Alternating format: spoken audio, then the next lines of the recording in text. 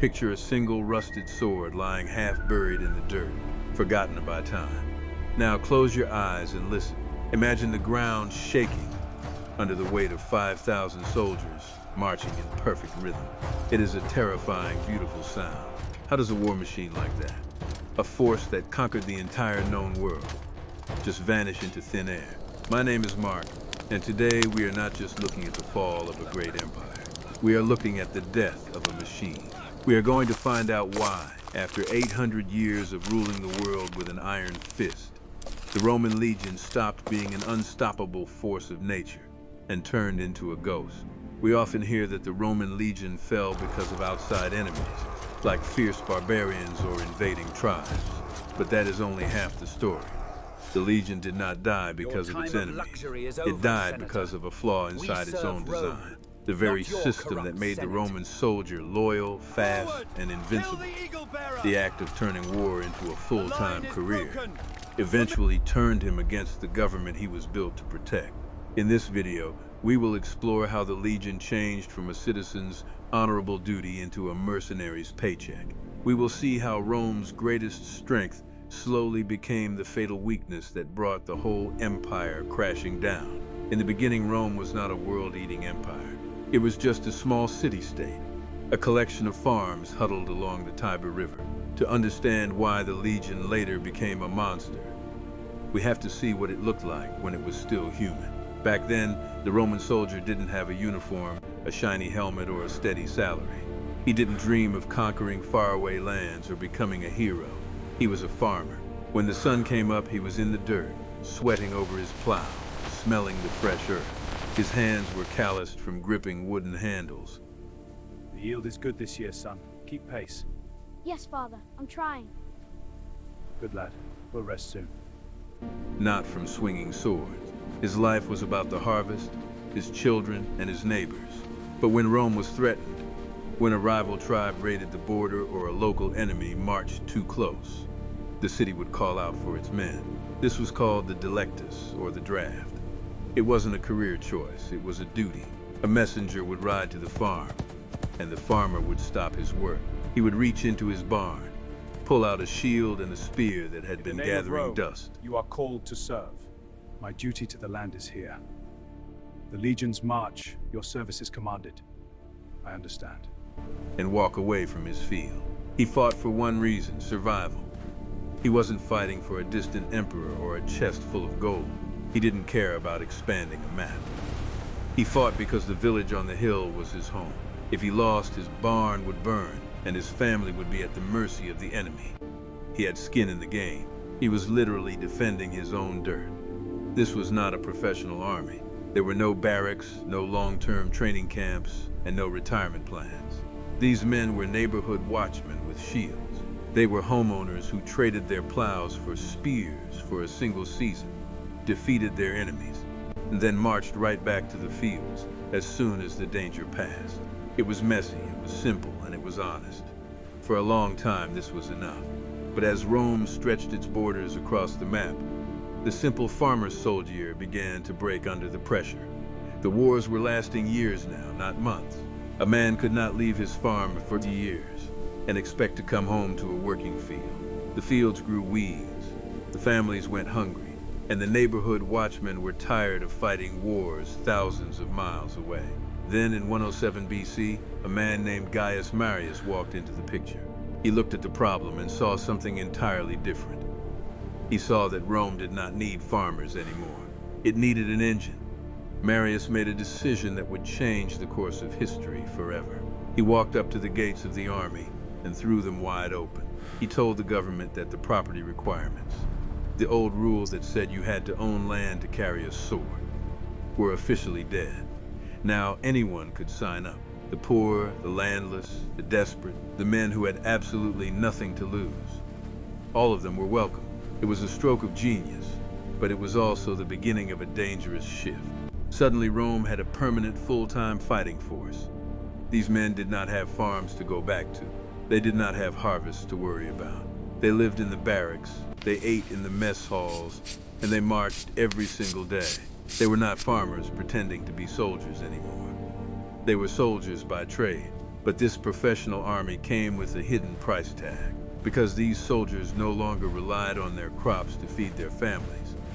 They relied on their general to feed them. Their loyalty was no longer tied to the soil of Rome or the laws of the Republic. It was tied directly to the hands that held the purse strings. If the general paid them, they marched. If the general promised them land, they fought. The Legion was officially born, and it was the most effective killing machine the world had ever seen. But it was also a machine that was about to be turned against the very city that built it. Once the Legion became a full-time profession, it stopped being a group of men and started becoming an industrial machine. Rome didn't just fight wars anymore, it manufactured them. Every soldier carried the exact same gear, forged to the exact same measurements. This was the age of standardization. In the hand of every legionary was the pilum, a heavy spear designed to bend on impact so the enemy couldn't throw it back.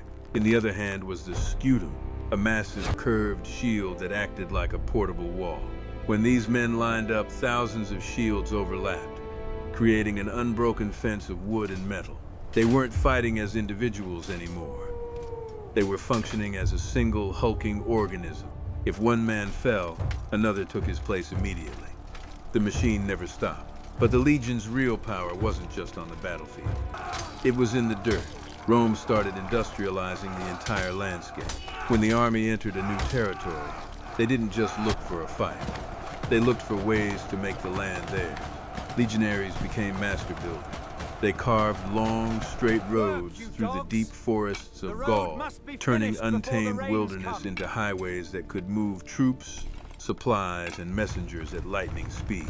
In a matter of days, they could raise massive stone fortifications and walled camps that looked like they had been there for centuries. It was as if they were printing the empire onto the map. Supplies moved like blood through veins, with grain, wine, and weapons arriving exactly when and where they were needed. The Legion was now a massive, self-sustaining logistical beast. They weren't just winning battles, they were reshaping the world around them to suit their needs. This was the new normal. If you lived in the path of the Legion, you didn't just see soldiers.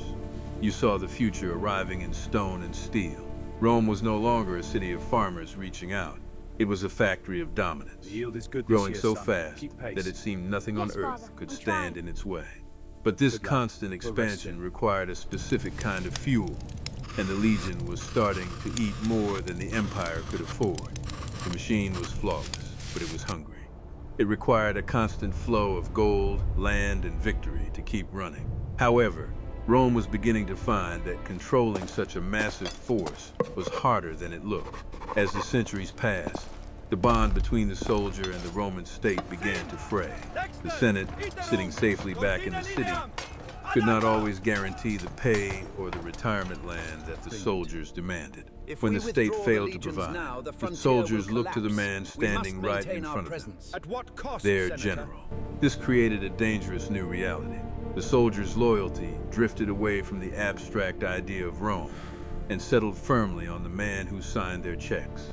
If a general had 5, 10, or 20 legions behind him, he was no longer just a servant of the Republic. He was a kingmaker. If the state couldn't pay, the general didn't have to worry about his troops leaving. Instead, he would simply turn the army toward a wealthy, defenseless city and let them sack it for their reward. The Legion had transformed from a defensive force into a private business. It was a terrifying paradox. The very system that was supposed to protect Rome had become a predator. These men were no longer guarding the borders. They were protecting their own investments. You can feel the instability in the air during this time. The army had become a state within a state. The Republic was now holding a tiger by the tail. Every time a popular general returned home from a campaign, the people in Rome held their breath, waiting to see if he would bring his army into the city streets. The government was simply too weak to control its own monster. The Legion was powerful enough to win any battle, but it was also powerful enough to destroy the system that created it. Rome was building its own nightmare, and the men holding the swords were the only ones who truly held the power. The instability finally snapped in the summer of 378 AD, near a city called Adrianople. For generations, the Legion had relied on its ability to walk further, fight harder, and outplan anyone else. But at Adrianople, the machine finally hit a wall it could not climb. It was a sweltering day. The Roman soldiers had been marching for hours under a punishing sun, and their supply lines, the veins of the empire, had completely failed. They were exhausted, parched, and desperately hungry. When they finally stood face to face with the enemy, the grand Roman strategy fell apart. Their heavy iron-clad formation, which had been the bedrock of their power for centuries, suddenly became a prison. The enemy did not try to bash through the Roman wall. Instead, they moved like water. They were fast, mobile, and unpredictable. The Roman soldiers were trained to stand perfectly still, hold the shield, and step forward in a line.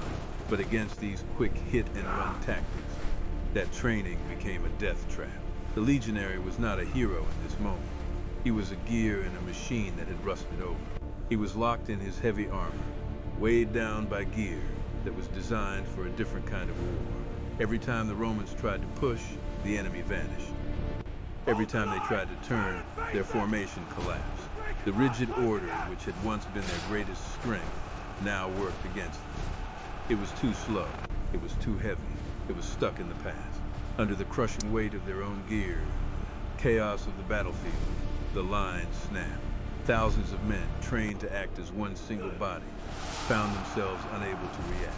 The wall of shields, the pride of Rome, was broken by people who refused to play by the Roman rules.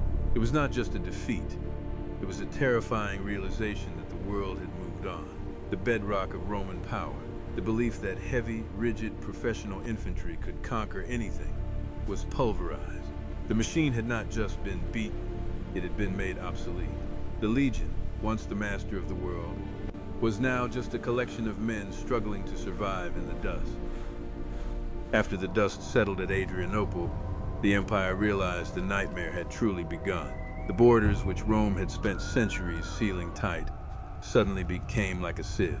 Raiders and migrants poured across the lines, and the central government was too broken to plug the holes. The grand unified legion, that single terrifying machine, had simply dissolved into pieces. To stop the total collapse, the Empire tried a desperate fix. They split their remaining forces into two separate dismantle groups. the camp and proceed to the designated areas. The Legion is dissolved. First, they created the limitani, or border guards. These men were stationed in small forts along the edge of the Empire. In a bitter twist of irony, these soldiers ended up being little more than farmers again. They were tied to their local land, focused on their own gardens rather than training for war. They were under-equipped and rarely saw a real fight until the enemy was already on their doorstep. Then, there were the comitatenses, a mobile force meant to rush to whatever fire was burning brightest. But this was a defensive, reactive ghost of the past. The professional super soldier of the first century, who could build a fortress and win a war in the same month, was gone. Imagine a young Roman soldier in 400 AD, standing in a quiet, crumbling fort at the edge of the world. He finds an old, dusty training scroll from 300 years earlier. He runs his hand over the diagram, showing thousands of men moving like a single hand, the perfect shield wall maneuvers and the precise, deadly rhythm of a legion in its prime. Then he looks out at his own unit, a tired group of men with mismatched armor, rusted swords, and weary eyes. He realizes with a hollow feeling in his chest that his men could never pull off those movements. The knowledge was there, written on the parchment, but the machine to carry it out had been scrapped for parts. He wasn't a world conqueror anymore. He was just a man holding a line that was already fading into history. Even though the last legionnaire has been gone for centuries, he never truly left. Look at our modern world today.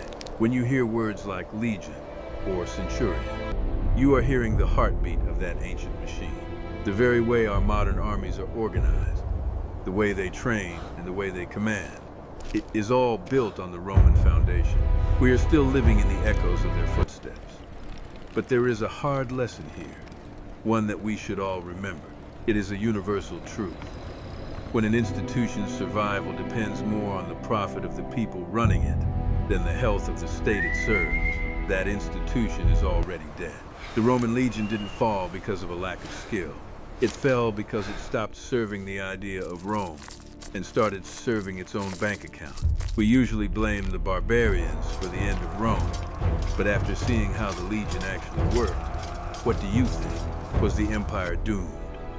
The moment the soldiers stopped fighting for their farms and started fighting for their paychecks? Was it an internal rot rather than an outside strike? Drop your theory in the comments, and if you want to see how we rebuilt the rest of history, hit that subscribe button.